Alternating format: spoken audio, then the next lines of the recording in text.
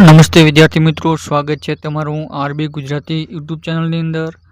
ધોરણ 8 ગુજરાતી સ્વાધ્યાયનું સોલ્યુશન આ વિડીયોની અંદર મેળવીશું. પાઠ નંબર 6, બકોર પટેલના કરેલા પ્રયોગો. સરળ સમજૂતી સાથે સંપૂર્ણ સોલ્યુશન આ વિડીયોની અંદર મેળવીશું. ચેનલમાં પ્રથમ જોડાયા છો તો ચેનલને સબસ્ક્રાઈબ કરી લેજો, જેથી તમને નવા વિડીયોની નોટિફિકેશન મળી રહે. સ્વાધ્યાયનું સોલ્યુશન આ પ્રમાણે છે. પ્રશ્ન નંબર 1, તમે કોઈ ચીજવસ્તુના વખાણ સાંભળ્યા કે વાંચ્યા હોય તે વિશે કહો.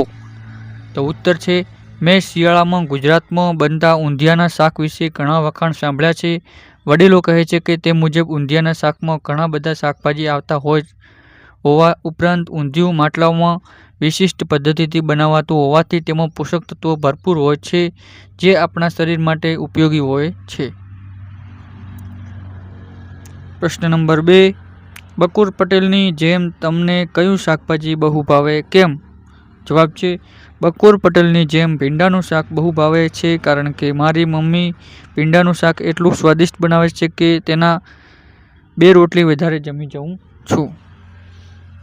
પ્રશ્ન નંબર 3, તમને કયું શાકભાજી બિલકુલ ન ભાવે, કેમ?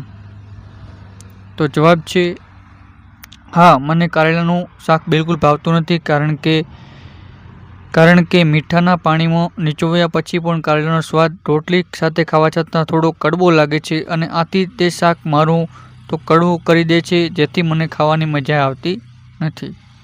પ્રશ્ન નંબર 4, તમે કોઈના ઘરે ગયા હો અને કોઈ વાનગી ન ભાવી હોય તે વિશે કહો.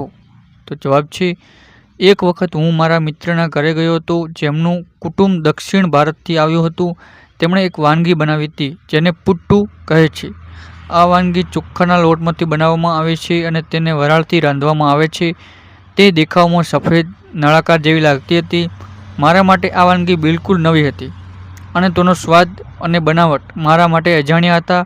તેઓએ તેની સાથે ચણાની લોટની કઢી આપી, પણ મને આખી વાનગી થોડી અજીબ લાગી હતી. પ્રશ્ન નંબર 5, તમે કોઈના ઘરે જાઓ અને તમને ન ભાવતી વાનગી બનાવી હોય તો તમે શું કરશો? તો જવાબ છે, જ્યારે કોઈના ઘરે જઈએ અને તેમને પ્રેમથી બનાવેલી વાનગી આપણને ન ભાવે ત્યારે આપણે સૌજન્યપૂર્વક રીતે વર્તવું જોઈએ. હું તે વાનગી થોડીક ખાઈશ અને તેમને સત્ય જણાવીશ કે મને આ વાનગી ભાવતી નથી, પરંતુ તેમને ખૂબ જ સ્વાદિષ્ટ બનાવી છે. આ રીતે હું તેમને લાગણીઓથી સન્માન કરીશ. પ્રશ્ન નંબર 6, તમે ક્યારે કોઈ કડવી ચીજવસ્તુ ખાધી હોય તો તે વિશે કહો. ઉત્તર છે, મેં એકવાર મિત્ર સાથેની શરતના કારણે કડવા લીમડાના પાંદડા ખાધા હતા. શરત જીતવા માટે તે બધા પાંદડા ખાઈ તો લીધા, પરંતુ તે ખાધા પછી મારું મોં એકદમ કડવું થઈ ગયું હતું.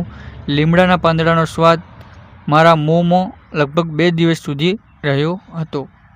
પ્રશ્ન નંબર 7, ગોપાળદાસની જેમ તમને કઈ કઈ મીઠાઈ કે મિષ્ટાન ભાવે? જવાબ છે, ગોપાળદાસની જેમ મને ગુલાબજાંબુન, બાસુંદી, કાજુ કતરી, ચૂરમાના લાડુ, સુખડી કે શીરો વગેરે મીઠાઈ મિષ્ટાન બધું ભાવે છે. પ્રશ્ન નંબર 8, ઉદાહરણ મુજબ જેની પાછળ ખાનું પ્રત્યય લાગતો હોય તેવા શબ્દો અને તેના અર્થ લખી વાક્ય પ્રયોગ કરો. ઉદાહરણ છે, દિવાલખાનું, તો કે મુલાકાત માટે ખાસ ઓરડો અથવા બેઠક. તો તેનો વાક્ય પ્રયોગ, તેમના દીવાનખાનામાં સ્વામી વિવેકાનંદની છબી હતી. તો પહેલું છે, છાપખાનું, એટલે કે જ્યાં છાપ કામ થતું હોય તે સ્થળ. અમારા પુસ્તક છાપખાનામાં છપાય છે. પ્રશ્ન 2, કારખાનું, અમારા સુરતમાં રાકેશભાઈનું કારખાનું છે. દવાખાનું, એટલે કે હોસ્પિટલ, ગામમાં સરકારી દવાખાનું છે. દારૂખાનું, એટલે કે વિસ્ફોટક પદાર્થો, સૈનિકો દારૂખાનું વાપરે છે. પ્રશ્ન 5, ભારખાનું, એટલે કે માલ સામાન રાખવાનું ગોદામ, દુકાનદાર તેમનો માલ ભારખાનામાં રાખે છે. પ્રશ્ન 3, ઉદાહરણ મુજબ બીજા શબ્દો લખી વાક્ય પ્રયોગ કરો. તો ઉદાહરણ છે, ગળપણ, તો કે ફળપણ. ગળપણ ફળપણ તો ઘરમાં જ ના જોઈએ. તો એવો વાક્ય પ્રયોગ કરવાનો છે. પ્રશ્ન 1 છે, શ્રીખંડ બીખંડ, તો બાળકોને વધુ પડતો શ્રીખંડ બીખંડ ન ખાવો જોઈએ. રોટલો બોટલો, વાક્ય પ્રયોગ, બાળકોને રોટલો બહુ ભાવે છે. રોટલો બોટલો બહુ ભાવે છે. 3, ચાબા, સવારે ચા પીધા વગર કામ થતું નથી. દાળ ભાત, આજે સ્કૂલમાં દાળ ભાત બન્યા નથી.